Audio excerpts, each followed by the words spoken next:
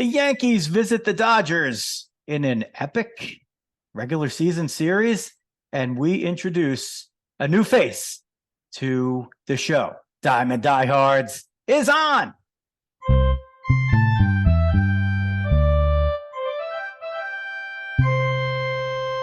Rizzo here bringing you baseball along with our new face. Welcome to the show. Thank you. Erin Mulligan joins us, and this has been in the works. Maybe now, Uncle Paul, you have your excuse why you haven't seen a show in a while. So we have been working this out on the side to see how this would all pan out. And Erin has joined the show, subbing in for Dog, at least for now. But I think hopefully if things work out, we'll see where it goes. We're not trying to figure everything out on the first day, but hopefully you become a familiar face. So welcome to the show. Thank you. We do this one in person. Yeah. Which is has been a rarity for this show. I think Dog and I over the years have maybe done a couple of them in person, otherwise using Zoom technology. But that's what happens when you find some local faces who are willing to jump in and help out. So here we are. Get a little Yankee Dodger talk, which is a pretty big regular season series to start out with at some point. But first, we're going to tell you a little bit about Erin Mulligan, the rookie from Monmouth University, has broken the ranks of the Fordham crew. Yeah. It's rare that there is a non-Fordham person on here, but that is quite an accomplishment. I went Fordham, though. I wanted to go there. And I don't know, I didn't apply. I think I just thought I wouldn't get in, so I didn't. But I should have. Oh boy. I know. Well, I've done the research and I have seen it, and you would have been Fordham material. I can assure you that. It's mostly the dedication and the willingness to put up with a lot of stuff to do what you really want to do, Mm-hmm. and a little bit of talent doesn't hurt, and we know you certainly have that. What is the most important thing we need to know about you? Not to put you on the spot or anything, but like first show, third minute, you're on the spot. Get used to it. Probably, you mean career-wise or anything? I don't care. Go wherever you want. Just that I'm family-oriented, I guess. Family's number one over everything. Okay. That'd be the top thing. And I'm a nice person. And now your family over here. It's got to be, it's got to be worth something. Yeah. Well, listen, just you're part of the Irish family here, joining Jeff the dog Healy. It's more Irish than the dog. Erin Mulligan, that's pretty Irish, Yeah. I mean, there's a bottle of Bailey's right underneath the desk over here. No, just water today for now. But there's other stuff in the fridge if you want to get it. We're in Studio C, I think, for the first time. We're going to call it that. We're up in the cabana. It's a nice kind of ish day out, not really for the pool. We decided to use this background today instead of the usual background that you see behind me or behind Dog, because we're not virtual, but maybe we'll play around with it a little bit as time marches on and see if we can add a little bit to that for the people that are watching on YouTube or on Facebook or wherever.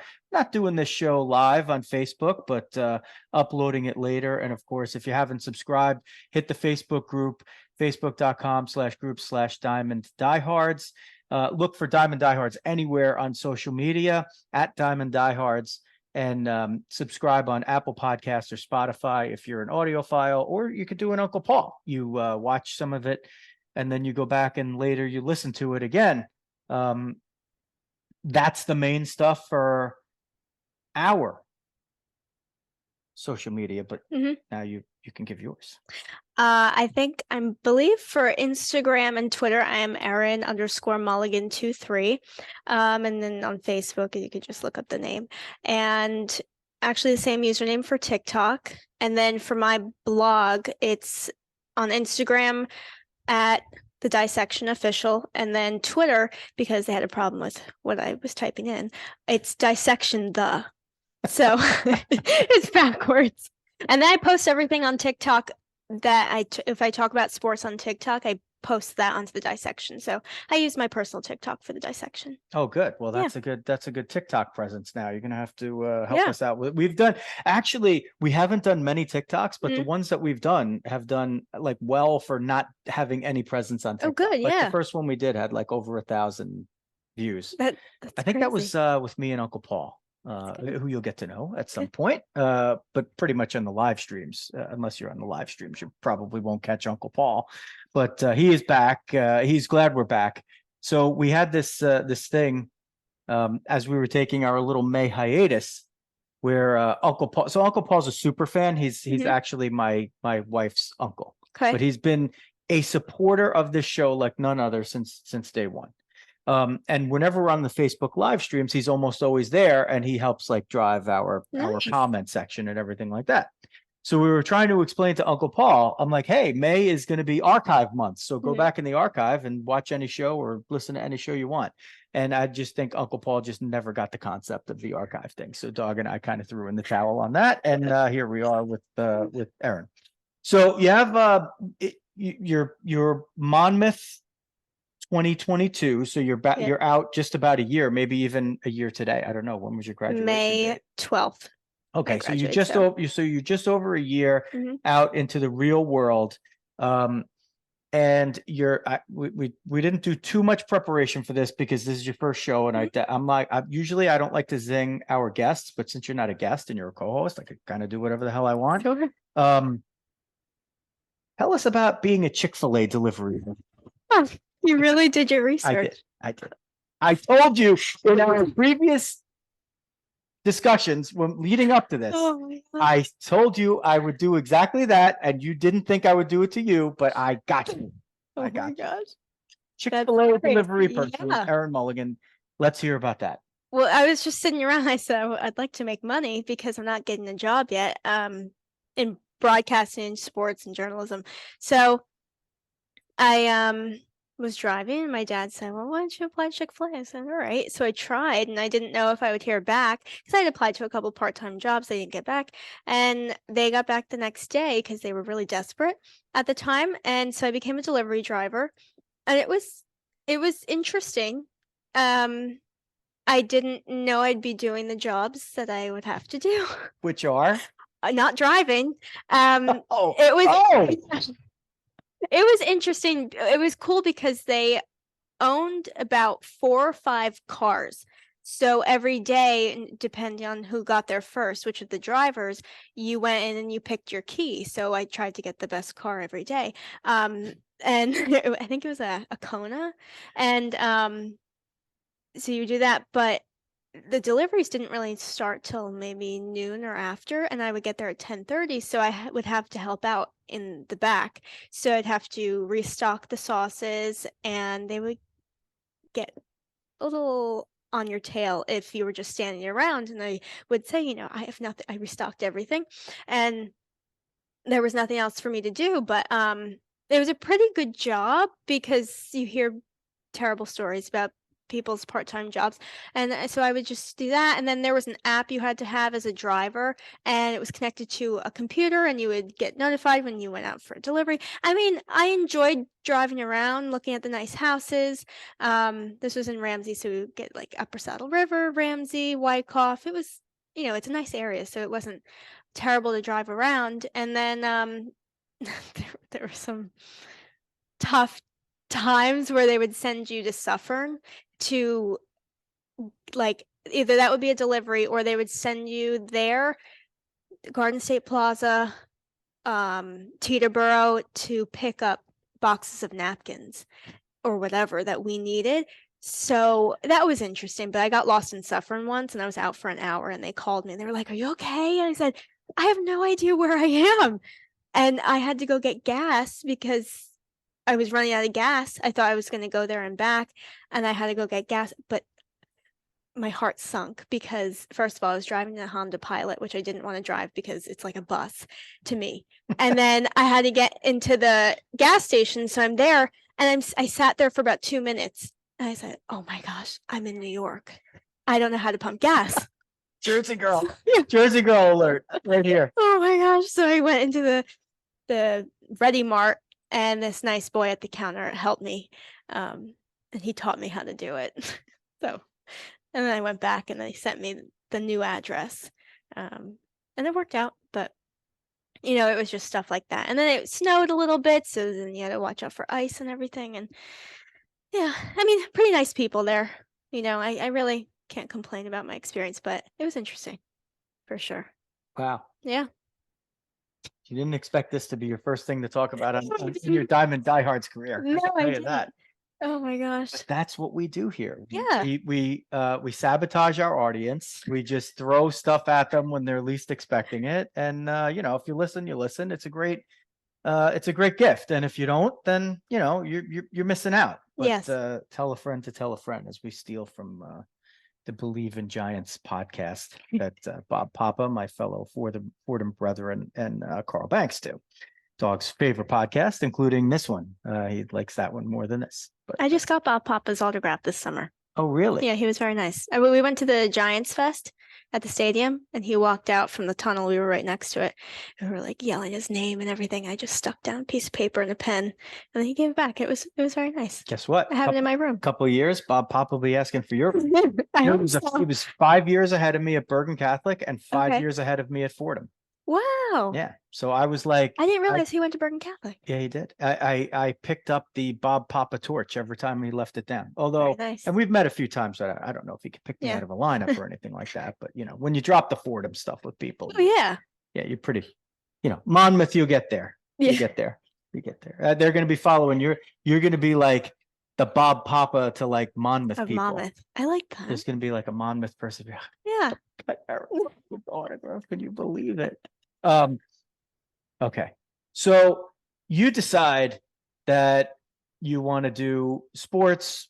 We have, mutual connection. My daughter, your sister, you and I start chatting it up based on them. So good job, Louisa and Elise, for making that connection. Yep. And good job, by the way, by Dominic Rizzo and Xavier Rizzo getting a production credit for this show, because they helped us throw it together here when we just tried to troubleshoot a couple of things, as we always have to do whenever we are trying to do this thing in person. But I think we'll continue to get better at that as we go along. And this is like step one, and glad you are a part of it. But your fandoms really come Yankees and in baseball and Giants football, right? What about outside of that? Are we really, are you a two-trick pony at this point, or I mean, I love golf, which I feel like a lot of people have this trio of baseball, football, basketball. I didn't really grow up exposed to basketball because my dad doesn't really like it. He liked playing it, and we both enjoy watching it live. And I don't really know how to explain it, but I prefer March Madness over the NBA, and I don't really know why. But yeah, so I'd say football, baseball, golf. I like following the Olympic sports too. So that's a little different, I guess, but I fenced, so I'll follow USA fencing here and there. Oh, you fence. Well, saber? No, epee. Did you know this? A Russian fencer was disqualified from the 1976 Olympics for wiring his epee. Did you know that? I didn't know that. You can look that up on your computer. If you turn it back on, you don't have to do it now, but trust me. You could come back next show. You'll be like, wow. I forget what his name was, but that is a true story in Montreal, the Olympics in Montreal. So you never know what you're going to get. No. Yankees, Dodgers. I woke up on Friday. So we're doing the show on Saturday, June 3rd in the afternoon. So they've played one game. The Dodgers won 8-4 in the first game. Kershaw was the winner, and Luis Severino was complete. He was like hot garbage. Couldn't barely get out of the first inning. And when he did, the second inning was only slightly better.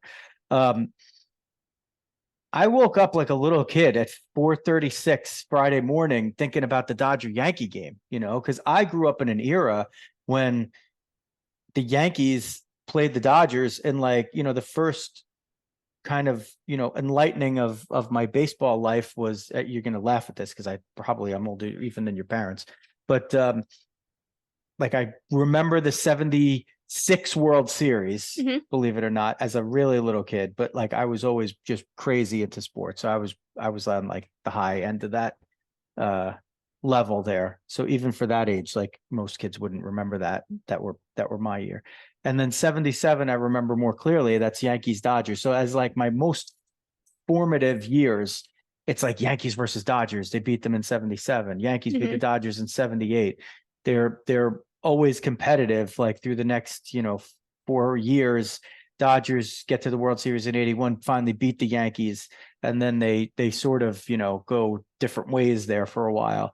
And even though both teams have been so good, they haven't met in a World Series since, and they have this history, before that of meeting, whatever, 11 times in the World Series, whatever it is. And, Right.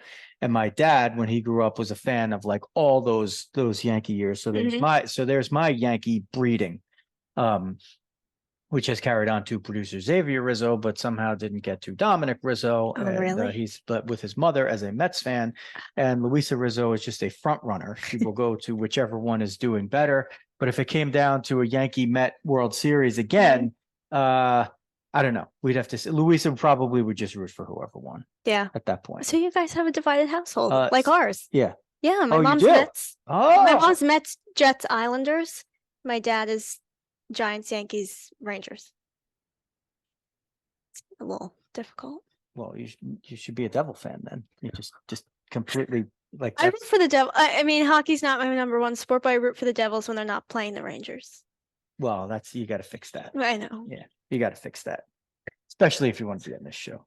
Dog decided that he was going to root for the Rangers over the Devils during the Ranger Devil series. I'm like, what the hell is that about? His friend was one of the former Devils assistant coaches, Alan Nasruddin, and he's like, well, they let Naz go. I'm like, Naz got a good job somewhere else. Yeah, like, he's in Dallas. Like you could still root for the Devils. Like you've been more of a Devil fan than a stinking Ranger fan, whatever.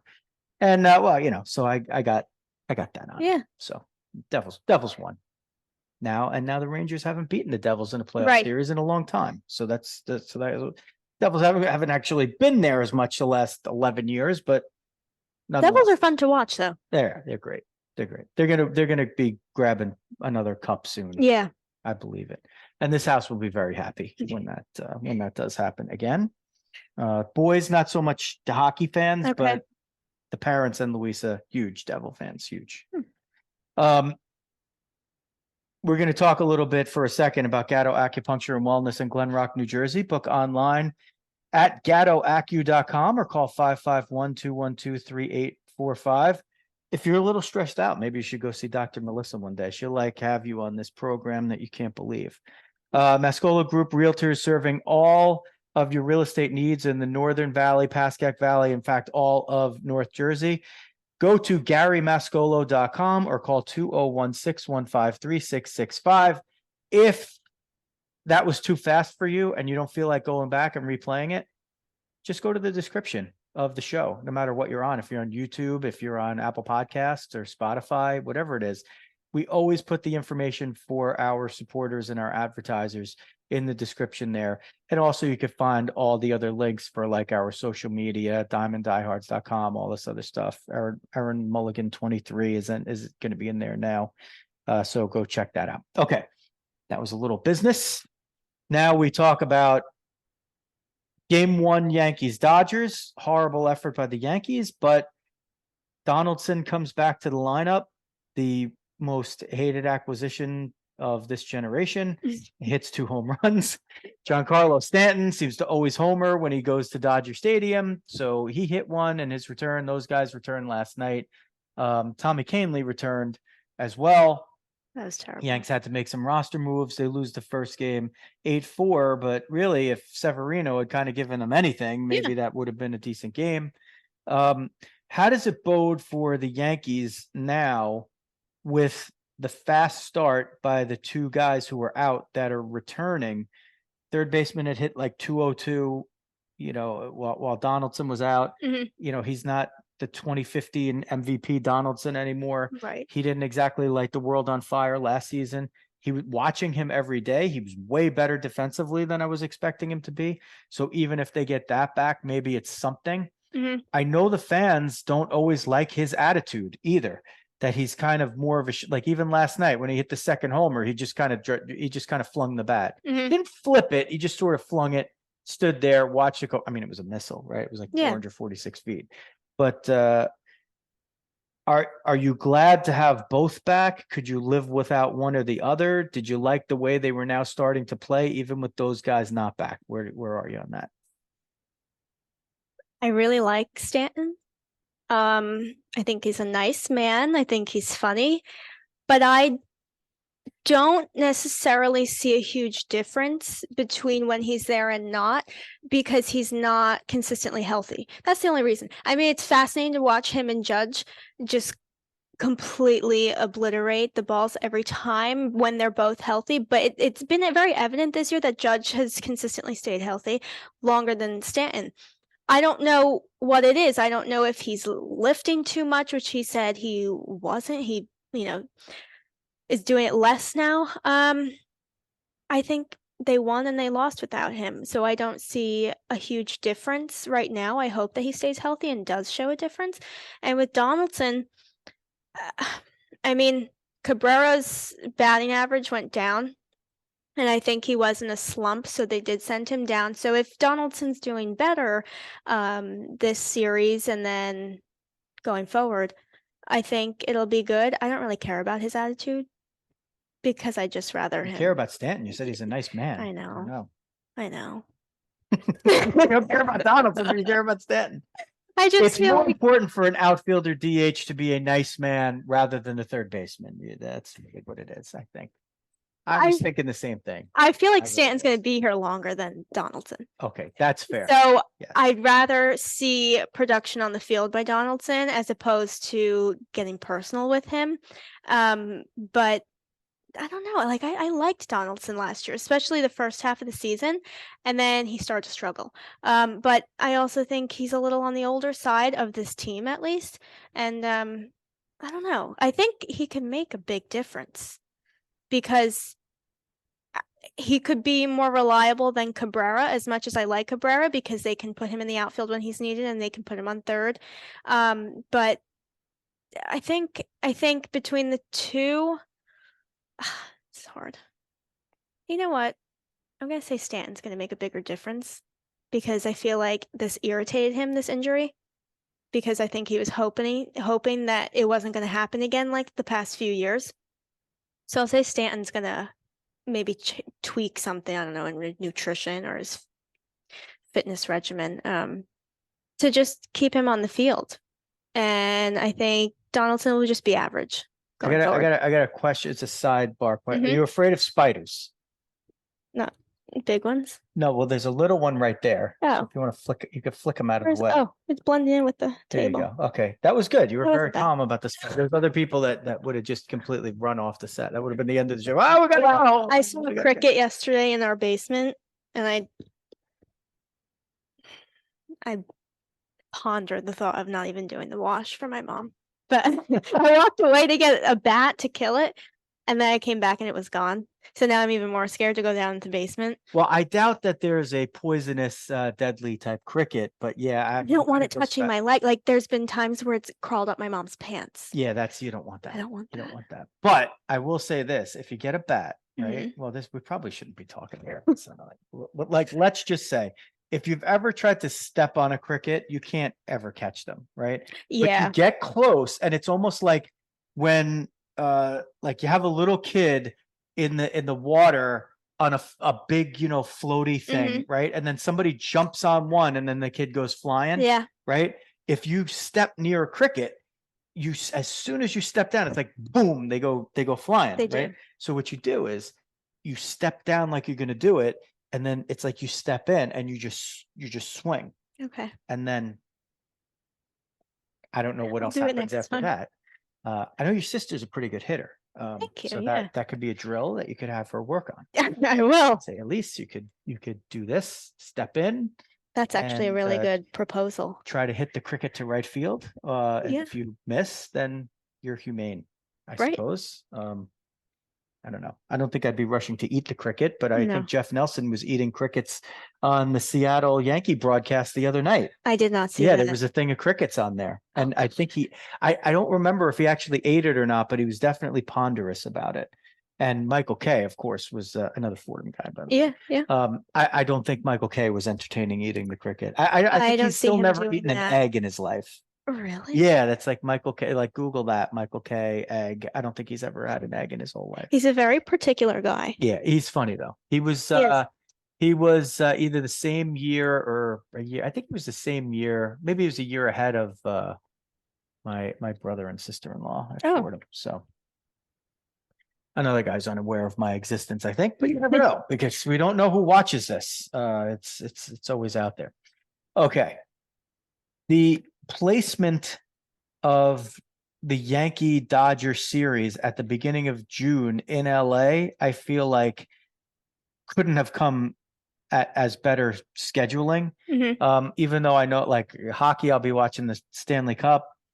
NBA, I'll be watching the NBA Finals games.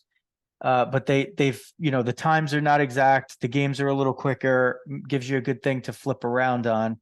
I feel like this is just the perfect time for them to have put this series in. And I think you could have argued, well, why not do it after the NBA finals are over? Why not do it after the Stanley Cup finals are over? And I think what it does is it just helps energize the Yankee fan base. It helps energize the Dodger fan base. And when those two fan bases are energized, they have so many other fans in different parts of the country that you do feel like a general uplifting. Yeah. We're past Memorial Day. We're into the summer months here. This sort of makes it feel like summer for me. My good buddy, my colleague, Juan, who's going to love that I'm talking about him right now, is a huge Dodger fan in Mexico City. He even got like a special food spread yesterday for the game. Yeah. So Juan's like, yeah, I got to come on Diamond Diehards and say how I said before the season that the I'm like, watch out for the Diamondbacks. They are going to run until the wheels fall off. And they're good at the top. They don't have a lot of depth. So if they get injuries, they're going to be done. But watch out for the Diamondbacks because they got, they're going to be tough. And he's like, yeah, you got the Diamond. And I said, the Padres are going to be, you could go back in the archive. It's not that far. Yeah. I mean, if you're Uncle Paul, you can't go back in the archive because you don't know what an archive is.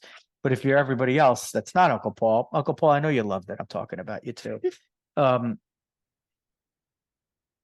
Padres, I said, they went out and they got all shortstops over the last couple of years. Well, there's only one guy that could play shortstop, right? And they decided that it's going to be Bogarts. So all these other guys have to get used to playing different positions. They have to figure out the lineup. They have to figure out the defense.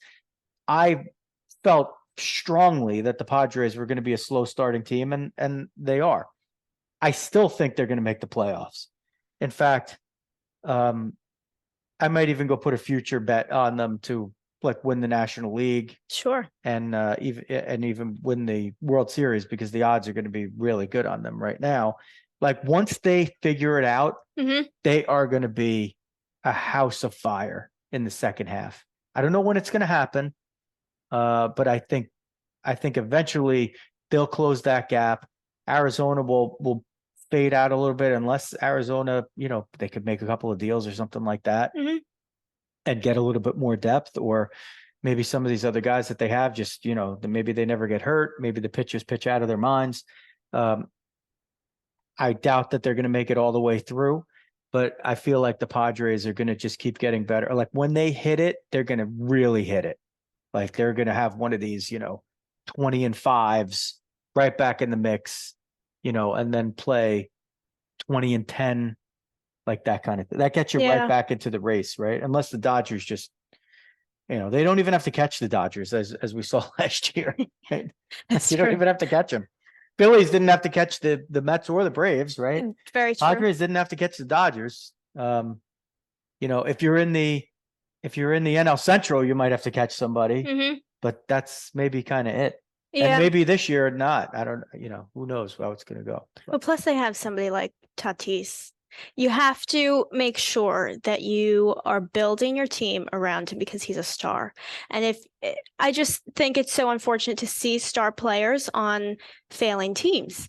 And I think if like what you said, if they do figure it out, they could really,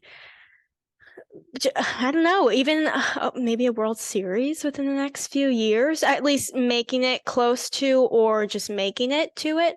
I don't know. I think he will get one in his career. I don't know. He's fun to watch. Well, and I think he's really he's got to embrace right field, right? Like that's the first thing. That makes a big difference. Like the longer he thinks of himself as a shortstop, the more he's not going to become an elite right fielder, which he totally should be. It's not going to happen in the first year, right? Like we see guys, it's easier to go from the infield to the outfield. If you come from the outfield to the infield, it's kind of a tough deal, even as a young player, right?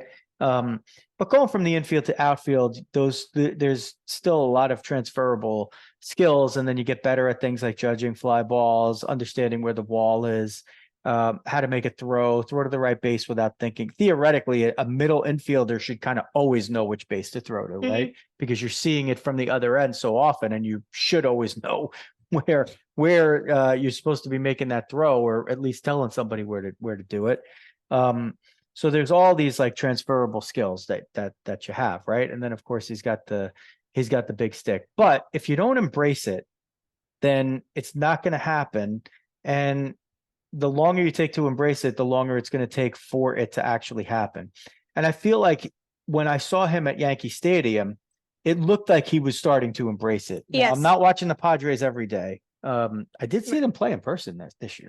I was, Padres Milwaukee game in San Diego. Okay. I was in San Diego for 3 days. It was 57 and raining the whole time. No. Yeah, I got totally. I was looking for a refund. But the game was amazing, and their crowds have been incredible this year. So they have a lot of support from the fans. They're getting 41,000 for the Royals on a Monday night. Yeah. I mean, come on, that's incredible, right? Like, so people are excited, and they're giving back to the fact that, like you say, they've brought in all these superstars, but those guys still have to figure out how to play together, who's in what role. We'll see if they decide to bring Juan Soto back. Maybe his price has gone down because he hasn't quite been the same guy since he's been there. He's an on-base machine. He's I would say he's a below average fielder. He sometimes looks absolutely lost out there for a guy that has a lot of talent. I mean, he just I think Tatis is already a better outfielder than he is than Soto. Yeah. Like he just he should get better. But he doesn't seem to be like he looked like he was better when he was with the Nationals as a 20-year-old playing the outfield. Yes. Now he looks like he's got too much info in there. Yeah. But he could still hit. Yeah. Yeah. Which sort of makes up for it, but it does. And he gets on base a lot, and not in like a negative way. Like he'll still, which there's people that are detractors sort of on base percentage, which I'm not at all. But I do think that when it comes to a big at bat against a good pitcher, sure, it's great that you want to get on base. I like a player who is going to be able to hit a pitch that's marginal and put it in play in a positive way. Like, I can give you examples from people who played before you were born, but the best example I like to use is from the late 80s and early 90s. Now, Frank Thomas and Kirby Puckett are both in the Hall of Fame. Those are guys that you've heard of, but you never saw play. So Frank Thomas was a hulking first baseman with the best batting eye you've ever seen. As good as these Soto types, right? He could hit 340, and his on base would be 450, right? Power, no speed, but everything you want in a hitter. Now, Kirby Puckett was a great defensive center fielder, fire plug, did not have a high walk rate, but his career batting average, I don't know, I could look it up on the back screen over here. His career batting average and Frank Thomas's career batting averages are probably both in the same range. Puckett didn't have as much power, but Puckett was a guy where if I'm in a playoff game in a big spot, Like Frank Thomas was a better hitter than Kirby Puckett. I think that probably I would get very little pushback on that. He was a more prolific hitter. Mm-hmm. But in a big spot, I know that Kirby Puckett was going to swing the bat and try to drive in that run when I needed it. And Frank Thomas would see a pitch that's, marginal, like he knows the strike zone better than the ump. He knows that ball is a half inch outside, and he knows the ump is going to call it a ball on a 3-2 count. Puckett's going to whack it to right field and knock the guy in from second. Yeah. Frank Thomas is not going to swing at it because it's not in his zone, and he's going to walk. And that leaves it up to the next guy. Mm-hmm. So to me, Soto, the best thing about Soto is he's kind of the combination of both guys. Yeah. He'll take the walk, games 0 to 160. But if his team needs to win a game in game 161, 162 or the playoffs, he's going to hit that ball and he's going to try to do something. And he proved it in the World Series. Mm-hmm. And when the Nationals won the World Series, he proved it in that run. So I was always really surprised in a way by Soto's batting eye, like from watching him as a young, formidable player in a big spot. And let's face it, he led his team to that World Series on an offensive standpoint, and Strasburg and Scherzer were on the pitching end. It was like those three guys. Yeah, Howard Kendrick, a couple other guys, they were key contributions, but that was really all about Soto. Yeah. And the way he swung the bat in big spots, you go back, you watch those games in Houston, and you're like, this guy, like he wasn't, I don't even know. I mean, we could look back and see what he did in that World Series as far as walks, but man, he was killing them. He was killing them in all the rounds leading up to it. I think he has that high intelligence in baseball, and sometimes it just gets lost. But I think at such a young age, he's showed how mentally mature and strong he can be through that baseball intelligence. And I don't like how people kind of denounce athletes as though they're all, dumb guys and everything, because it's baseball is so psychological, and it's a game within a game. And the fact that he has done so well so far, and that he does just think everything through pretty well because of those walks that you were saying. I hope that he gets in a rhythm that he doesn't have right now. If and when he hits free agency, do you think the way the Yankees have kind of waited on a lot of these moves in terms of the outfield, like a lot of people complained in the offseason, well, you signed Judge, everybody wanted them to re-sign, well, I shouldn't say everybody, but most people wanted them to re-sign Judge because it's not their money, and he captain it, right? Like it's just, it doesn't matter that what you're paying him, essentially, like you just need him as part of the fabric of your team. Yeah. So there's that. Right fielder, center fielder, whatever. You have Bader, my favorite player, as everybody knows. I was the man on an island for a long time. I still am in some ways. So we're very much on the same page. Yeah, but I can't tell you how many arguments I had and have had. I defended that trade. I thought that trade was a steal. Yeah. He's like, oh, Jordan Montgomery, but like, wouldn't you like to have Jordan Montgomery in your rotation right now? I'm like, he's not really much different than he ever was when he came up. Like he never really improved. He didn't take up. Is he solid? Is he going to give you innings? Yes. But on a playoff team, even last year for the Cardinals, he was at the back of their rotation still. Yeah. And he went on to pitch the best ball of his career for, a month and a half while Bader didn't play. And then we got to the playoffs and Bader played and he was like Babe Ruth. Yeah. Which was unexpected for me. Actually, the funny thing was in the playoffs last year, Harrison Bader he did not look good in the outfield. I was like, what? Because I watch a lot of Cardinals. I watch a lot of games around the league. And like, I was looking at Bader. I'm like, this is not the guy that I'm kind of used to seeing. Like, he just wasn't playing balls right or whatever. Right. But he was crushing the ball. I'm like, and that's not the batter that I'm used to seeing. Like, well, what is this guy? Like, where did this guy come from? This year, immediately right off the bat, as soon as he got in the lineup, like he was hitting, but the fielding is the thing that just jumps off the page, right?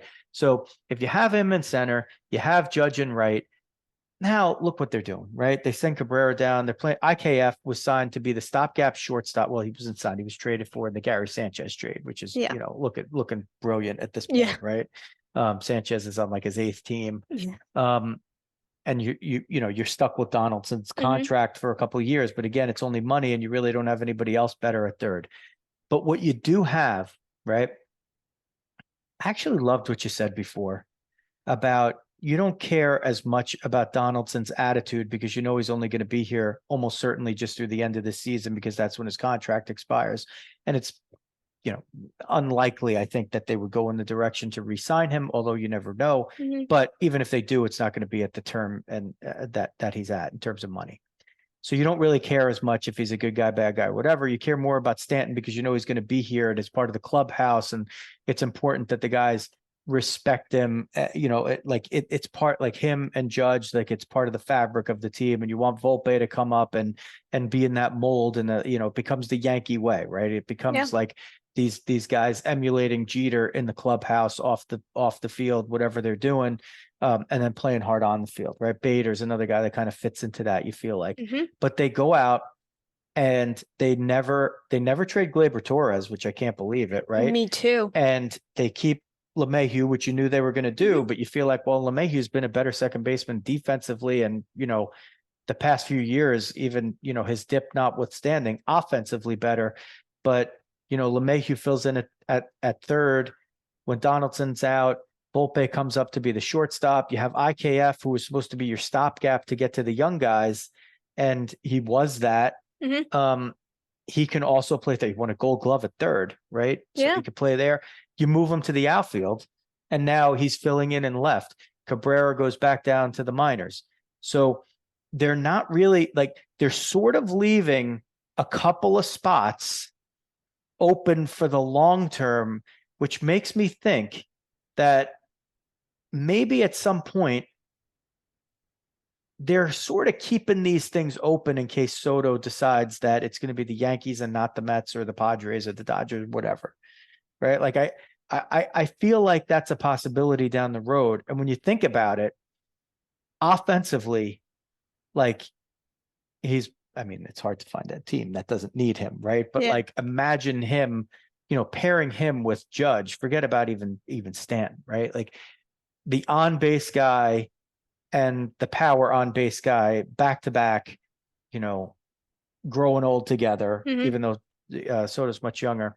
Like I sort of think in the back of my mind, maybe that's why Cashman hasn't made some of these other moves. Maybe that's why he hasn't gone out to try to lock up another outfielder. Maybe he's fine with the flexibility that they have now. And I like guys like IKF. Like I think they need guys like that. I thought it was a huge mistake to not have him in the lineup in the playoffs last year when they benched him, because you're striking out 15 times against the Astros and you're taking out a guy who puts the ball in play. Like at least he's not going to strike out. Make them make 3 more plays a game. Maybe somebody throws a ball away. Maybe somebody lets you get an extra base when you hit a ball to the outfield. Maybe anything better than a strikeout, right? Like we're so ingrained in this, strikeouts are okay bullshit, which I'm not. I don't like that. That's why I love watching softball. Right? Coaches don't want their kids to strike out. Put it in play. Don't strike out. Nothing good's happening on a strikeout. Except the only good thing that happens on a strikeout is that you didn't hit into a double play or a triple play. That's true. Otherwise, I don't know how this myth got prolonged with I guess some people accuse sabermetrics of it. I guess maybe, but it still doesn't really make a whole lot of sense when you look at it from a baseball playing standpoint of what you need in a lineup. It's okay, sort of, for some players to have a higher strikeout rate because maybe their walk rate's high and, those things are within the same nature. But contact is almost always going to be better, right? Like you'll give a little bit here, you'll take a little bit there, but it's still best to have a mix in your lineup of players that could do different things, because in it, what we see is you can get so far, but then when you get into a big spot in a big game against a good pitcher, you're going to strike out. They're going to strike. Justin Verlander is going to figure out a way to strike you out. You know, maybe one game last year, right? He got rocked. All the other playoff games, he figured it out. Big spot, you saw it. He didn't let you get anything. Right. And if you have too many guys like that, that's exactly what's going to happen over and over. So I like the idea of having some of these other guys in the mix. And, you know, if the eventuality is Soto and left, right, you still have spots for guys like Cabrera if he ends up being the answer. He's more valuable to you at third than he is in left field. Yeah. Because he's a switch hitter and he's versatile and he's generally considered to be good defensively. He's more valuable to you at second because of the same exact reasons, right? If he's the eventual second baseman, although Glaber is, the more and more I see him, the more and more I'm starting to feel like he looks like the Glaber Torres that what he's supposed to be. Yeah. I don't want them to get rid of IKF. I really like him, which what you were talking about before with Tatis having to embrace right field. I think IKF is the perfect example of that because he didn't want to get traded. He didn't want to get released when Volpe came up. I think that was a shock to him, but I think if anybody was watching spring training, it was kind of inevitable. I thought they were just going to have him go to the Rail Riders for maybe a few weeks and then bring him up, but I didn't expect them to bring him up right away and just skip over AAA. And so I think if I was IKF, I would have I would have had trouble sleeping. Well, I mean, he got benched for Peraza in the playoffs right last year, right? So I mean, it was a slap in the face, I think, and I don't think there was anything to back that up with because I just think that if you were backing it up with anything, you could say that cousin Anthony Rizzo was his saving grace because he did look tired defensively by the end of the year. Like there were a lot of throws that were offline. He was still making a lot of plays in the field, but not as many as he was in the beginning of the year. You know, he wasn't, I think by the metrics, actually, he was a pretty good defensive shortstop, but by the eye test, he wasn't so much. Right. And by the end of the year, it was kind of evident that they were kind of just getting by with him there. But I felt like they needed the clutchness of his contact bat. That he did get a lot of, not even necessarily big hits, but big moments he did the thing that led to the thing that led to the thing that made it happen. That was that was the story of Jose Trevino's season last year, right? Yeah. Like that he put it in play. And he was peerless defensively behind the plate last year, so it's not a perfect comparison. But you know, you stack two of those guys in the lineup now, right at the bottom, and you know, a low guy in the order gets on base, somebody moves him over, then the other guy slaps a hit, you know, to right field, and now you just scored a run in a 2-1 game against a tough pitcher. Yeah, right. I mean, that's how you win and lose these games a lot of times. When you get to the big spots where the wheat separates from the chaff. Yeah, I agree, because he's not like Judge or Stanton, which I think Judge now more so is hitting base hits and doubles in addition to home runs. But prior to maybe last year, he was just a majority of the time it was home run or strikeout, especially his rookie year. But with IKF, I think it's just more reliable, like you said, clutchness. But yeah, and I think he embraces any position he's sent to because he was just desperate. He went to Boone and said, put me in the outfield because I don't want to play off the team. He's had some of those spectacular catches that were because he was misplaying balls and maybe getting a little bit of credit for being better. But like, that was only in like the first 2 weeks. Yes. Like now, he looks like he's been playing there like a regular outfield. Like he's not Bader in the outfield, but like he makes important catches. He doesn't necessarily dive like Bader or sprint over to the wall or something. But I think he makes some differences. Difference making catches. I like guys like that. I think that you must have guys like that on your team if you want to ultimately win. Yeah. Right. Look at I mean, they manifest themselves in different ways. It's not always just that it has to be a utility guy, but it could be, yeah, like Chas McCormick, right? Like a guy that kind of comes from somewhere, but you're not really sure where for the Astros. There's always a guy, right? There's always a guy on those teams. So to me, IKF is that guy.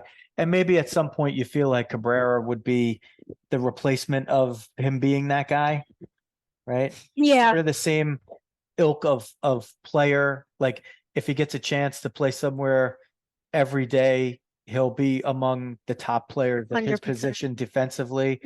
You're not really sure what he's going to hit. He's a different type of hitter though, too. He's more of a, not as much of a contact hitter. Yeah. But, still like a glove first guy will go anywhere that you put him. And the longer he plays there, the better showing he's probably going to make. So, whatever they do with IKF, who I think is just signed through this year, like Donaldson is, we'll see how that pans out. But in the meantime, when those contracts expire and when there's other people out there in the market, I still think that they are not going to go after any kind of big time outfielder until Soto hits the market. That's so interesting. Just the way I see it. Yeah. Yeah. Because last year I was like, what are they doing? What are they waiting out on? Like, why aren't they? I thought they were going to keep Benintendi so that they have him in the outfield. And then, that went down the toilet. But that was one of the things that really sprung this in my mind. I'm like, why wouldn't you just keep the guy? He kind of fits exactly what you're doing. He's solid defensively. He can, usually hits for average. Doesn't have a huge walk rate. Kind of doesn't do anything great, but doesn't do anything bad, right? Team player, people like him. I know a lot of female fans that like him. Did well in Boston doing that. But I only found him attractive when he came here, not in Boston. Well, of course. Yeah. So that's what actually made me really think of it. I'm like, so the term that he was looking for was 3 years. Well, that would have meant that you would still have him and you'd have the logjam in the outfield by the time Soto came to market. So I could see these scenarios. Like I could see a scenario like this, right? JD Martinez crushing the ball for the Dodgers right now, but he's not signed long-term in any way, shape, or form, right?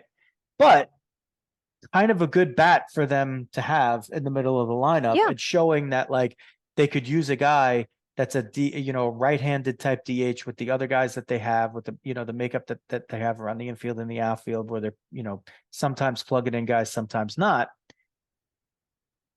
Okay.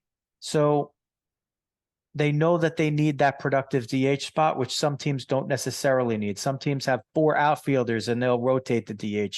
Some teams have an extra infielder or a catcher that they like to put there, right? There's different ways of doing it. Not always do teams, especially now that you have the DH universally through both leagues, there's more of a chance that a regular DH spot guy is going to probably raise a little bit in value. Who hits better in Dodger Stadium than Giancarlo Stanton?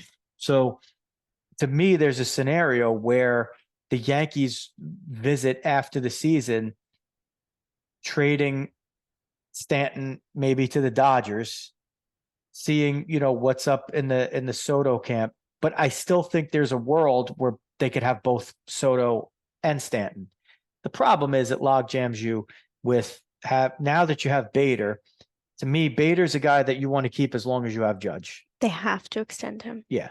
You want to keep Bader as long as you have Judge because even though Bader has a high injury rate, Judge can still fill in. I know they have Greg Allen playing center at the moment, and he's solid. I don't even think he's as good a center fielder as Judge is. I love Judge at center. Like I would just played him at center. Me too. Go back to the archives. You could hear me talking about Judge playing center and Stanton playing the outfield and the Yankees getting Anthony Rizzo like 4 months before any of it ever happened. April 29th, 2001 show, maybe. Check it out. We even did a show about that show. It was so we time travel here on the show. So when Juan Soto becomes a Yankee, we'll go back to this show and we'll replay it and we'll do Talk about it. Yeah. And we'll remind everybody at that time, listening, years or whatever months from now, that this was Erin Mulligan's first show on Diamond Diehards as well. So you got to time travel in in your debut. Thank you. Yeah, so you're welcome for that.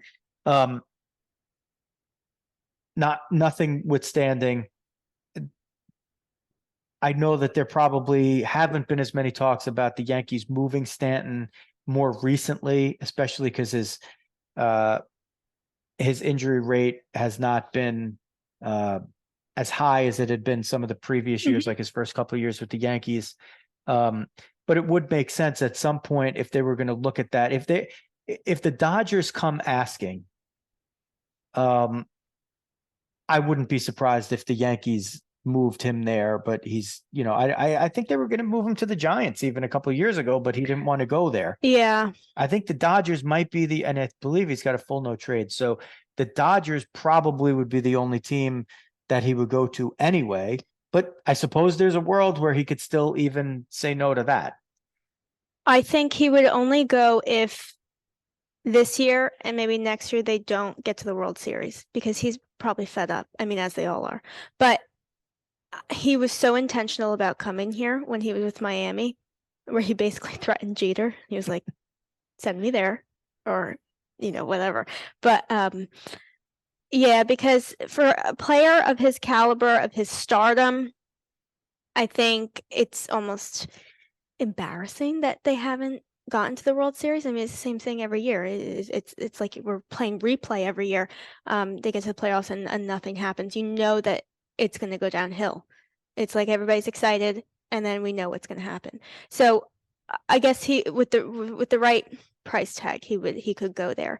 But I think it would be very sad and disappointing, because it's just such a, I don't know, he's really a part of the fabric. I mean, you see him and Judge, and you're like, oh, this is awesome. People go to Yankee Stadium to see the two of them together, because it's sort of something that's never been done before. I mean, they're huge men, and they're playing this sport that traditionally is not for large men like them. And maybe that's why they get injured so much. I don't know. But it's just really exciting to watch the two of them together. So I think that would be the right price. And if they continue to lose in the playoffs, that's the only reason why he would go to the Dodgers, because that's the other major city in America. You think of the US and you're like, oh, LA, New York. So if there's anywhere for him to go, it would be LA.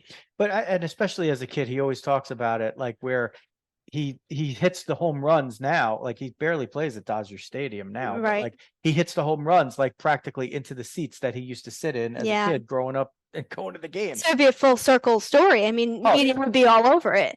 Yeah, it'd be a great story. Listen, he would do great there. Yeah. And how the Dodger fans are. They'd love him from day one. Mm-hmm. And he would fit perfectly behind Freddie Freeman. I'm sure Freddie Freeman would love to have him there. Oh yeah. And Mookie Betts would love to have him there. I mean, it's like you have all like three perfectly different kind of players, right? Yeah. That would be cool, Stanton and Mookie in the outfield. Yeah, I mean, and who knows how much outfield he would have to play there. Maybe he would play a little bit more. I mean, I know the Yankees want to continue to play him in the outfield. They're not going to do it like right off the bat here. They're going to wait for him to get, into better baseball shape before they do it. But I think he is a better player when he plays the outfield. I think he's a better hitter. I think he is not a butcher in the outfield at all. He's not a Gold Glover. Right. But he he doesn't really hurt you out there. I mean, he's not Judge, but yeah, when he gets to it, he catches it. Mm-hmm. He gets to a fair amount of balls. He's probably like a league average outfielder, and he's got a pretty decent arm. And then when you talk about having an outfielder with that bat, well, that raises the stakes. Yeah. Right? And I think he just does play better when he's doing that. I think he's more into like the rhythm that you were talking about, right? Like the long season, you need players to get into rhythms. They're not always going to be in it. It's not always going to be the same rhythm, but they catch different rhythms at different times. Sometimes it's a 2-week span. Sometimes it's a week where a guy is just completely on fire. And sometimes it's 2 months of just really consistent, excellent ball, right? So you never know what it's going to be, but at some point, right, you do need your star players to do that. and whether he's a star player for the Yankees or the Dodgers, and that moves the piece that ends up, leaving Soto with the Yankees. Watch, probably as we're doing this, Soto will sign like a 10-year deal with the Padres, right? Like, because why not? They just sign everybody to like a 10-year, 15-year deal. All right, we did a lot of Yankees. We did your background. I think we've solidly moved you into the mix here. We'll see what the future brings. But how was show number one? As we wait, actually, let's tell everybody first before we do that about fmsgraphics.com, a family-owned, family-run business for over 50 years. Go to fmsgraphics.com for all of your printing and promotional needs. We know a lot of you have done that, so please continue to do on. Schmitty was the first one to do it. Our great fan, Brad Schmidt, was the first one to go to fmsgraphics.com because of Diamond Diehards, and we remember that stuff around here. If your car's dirty, Erin Mulligan, Big Ed's Car Wash, Fair Lawn, New Jersey, 17-16 River Road in Fair Lawn. Clean and green, 118-foot tunnel. Tell them Diamond Diehard sent you. That is Big Ed, which is another thing. As we do more of these in-person shows, Ed will stop by one of these times, and he always hooks us up and takes care of us. But really, the car goes in there and it comes out clean. And it's not just that it comes out clean, it stays cleaner for longer. And I don't know how he does it, inside and out. Go see Big Ed at Big Ed's Car Wash, Fair Lawn, New Jersey. Okay. Show number one, final thoughts. This was a lot of fun. Is it going to be a one-off? No, I was first and last show.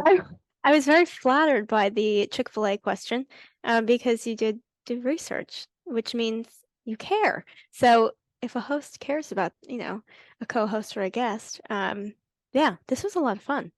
And they were good topics that we were talking about. They weren't just basic. We really went into it, and you made me think about stuff, because I was like an idiot over here thinking, why aren't they going to sign some outfielder? And it's probably because of Soto. So yeah, this was a lot of fun. I thought your best point, actually, at first I was like trying to figure out where you were going with it, but when you were talking about Donaldson and Stanton and their makeup, like off the field, or whether they're whether you like them or not, because I never really considered it that way, but I think it's actually a phenomenal point that for a short-term guy, you kind of don't really care as much. Like, you just put up numbers, dude. And then if we like you, kind of one day we like you. And if we don't like you, it doesn't really matter, because you're going to be gone next year anyway. But like, yeah, we'll see you at the 10-year reunion from the World Series. Right. And like, maybe then you'll be a nice guy, and we'll get along. But like, it's more important for somebody who's going to be there for a while, because other players will want to gravitate, and maybe in that atmosphere, they're going to play better. Or maybe, a young guy gets, Stanton to take him under his wing. And it's not a hazing like whatever that stuff that used to go on, probably a lot more than it does now. I don't think so much of that stuff goes on anymore.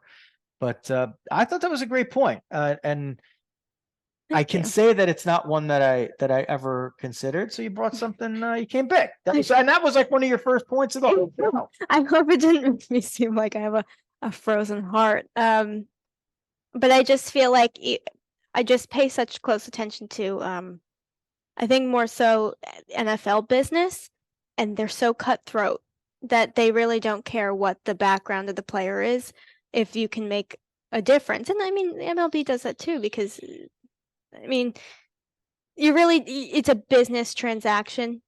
So, I hope it didn't seem rude, but if you need production, there's a lot of people that probably love the favorite. Oh, okay, good. Cutthroat. I love this girl. She's cutthroat. Oh my gosh. She doesn't care. She wants 22 homers and defense from Donaldson, and she doesn't care if he has a fight in the dugout. I really don't. I really don't. And I kind of like that, because my favorite player is Brett Gardner. And so he kind of reminds me of him a little bit. Just how he doesn't talk too much. He got into a little thing last year, but I don't know. He reminds me of him and Bader. I don't know why, but they remind me of him. I could see Donaldson hitting stuff in the dugout, and I like that. I mean, he might be a nice person off the field too.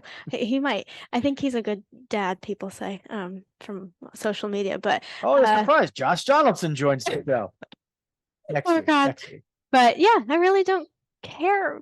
I mean, if you're a long-term player, then I do care because then you're doing the community outreach stuff and your kids' idols either way. But yeah, I think in this business you have to do if you can produce on the field, then you know you're gonna be gone in a couple of years, and you're not gonna have a humongous impact on the clubhouse. Judge has that taken care of. I think Stanton a little bit, and Rizzo too. He's big personality, so we refer to him here as cousin Anthony. Rizzo. Cousin Anthony. Yeah. Cousin Anthony, yes. Yeah, cousin Anthony. Refer to him as that. Have you gone to Lyndhurst Pastry Shop to get his Italian ice? No. Oh, it's so good. Trying to cut down. Okay. But yeah. At some point, yeah. He's never denied being my cousin, by the way. So just so you know. Well, you never know. Yeah. No, I know. I know he's never denied it. Yeah. Yeah. But same last name, you never know. Oh yeah. No, it's I'd say there's like a solid probability that I'll ask my cousin. Yeah. She'll figure it out. Yeah. She's actually, really grew up in Illinois, but she was young when she moved, my cousin Lauren, but she and my late cousin Greg, her brother, maintained their Yankee fandom through growing up in Illinois. Oh, like to this day, she's a devout Yankee fan. Good. But also because she was in Chicago, she liked watching the Cubs, and Rizzo was her favorite Cub. So even though she's not on the Rizzo side of the family, she's like our genealogist. So I'm going to ask her. I'm asking you now, cousin Lauren, to find please the link between Anthony Rizzo and then you can have him us on. Rizzos. Yeah, we're gonna have him on anyway. Yeah. There's no reason. We've been talking about this for years that we're gonna have him on. I think the main thing that we have to do is we have to ask him, probably. But it would be nice if you saw this and he's like, yeah, I'll come on with those guys. Like, who do I have to call? Yeah. Go to Twitter at Diamond Diehards, follow and send me a DM, cousin Anthony, and we'll get it worked out. Doesn't have to be now. It could be after the season while you're doing nothing on a Tuesday night. Come up to the cabana. Pool will be closed by then, but fridge is stocked pretty good. We'll have to figure out that setup with the window closed. Oh yeah, we're gonna do that, but we'll figure it out. Yeah, I think that's it. Diamond Diehards on all social media, diamonddiehards.com to check it out, and YouTube, Facebook group. Facebook group is like really the most interactive, I'd say. We've been a little lax posting stuff there, but Facebook group is good for interactions. And when we do the live streams, those are really cool shows. So check those out and jump in the comments and talk to us as we're going along. As you can see behind us, we have old episodes of the show playing on YouTube. So go to YouTube and hit the subscribe button and the alerts button. Apple Podcasts, Spotify, those are really like the big three. But anywhere else you find podcasts, you will find us there. Where do we follow you? Instagram, Twitter, and TikTok. How? Instagram and Twitter at Erin_Mulligan23. And actually it's the same for TikTok. And then I'll post on Facebook, but that's just my name. Okay. I think that's going to do it. Yeah. For Erin Mulligan show number 1. Thank you for having me on. It is our pleasure for having you to join the family. And I think that now we'll hit a little rhythm, start doing some more shows here, and maybe add a little more content in some of the other spots. And in the meantime, we're going to enjoy the baseball season and whatever else comes. So that is going to do it for this episode. For Erin Mulligan, this is Joe Rizzo. Diamond Diehards is out.